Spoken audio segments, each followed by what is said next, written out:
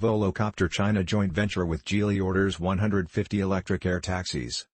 German electric taxi company Volocopter has finalized a joint venture with Geely Technology Group, including an order for electric taxis for urban air mobility in China. The joint venture between Volocopter and Geely's Air unit, called Volocopter Chengdu, has signed an agreement to purchase 150 Volocopter electric vertical takeoff and landing (eVTOL) aircraft. Geely Holding Group CEO Daniel Li Donghui has also joined Volocopter's advisory board as part of the agreement. Volocopter Chengdu, finalized on September 22, 2021, aims to bring air taxis to China within the next 3 to 5 years. Today marks another important milestone on our journey to bring affordable electric air mobility to China, the biggest single market opportunity for the WAM industry, Volocopter CEO Florian Reuter said in a statement.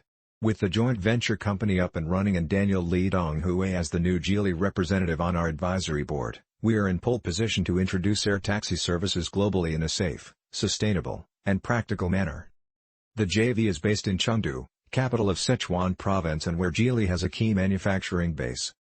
Volocopter also announced on September 22, 2021, an agreement between the JV and Geely to produce Volocopter's aircraft and parts in China.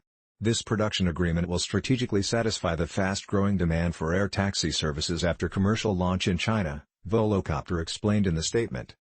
Volocopter Chengdu chairman Jing Zhao said the venture could now accelerate the development of urban air mobility, UAM. WAM is an important part of the new aviation industry, which coincides with Air Fujia's technical route and business plan of new energy, vertical landing and takeoff, and autonomous driving. Plans for the joint venture were first announced in April 2021.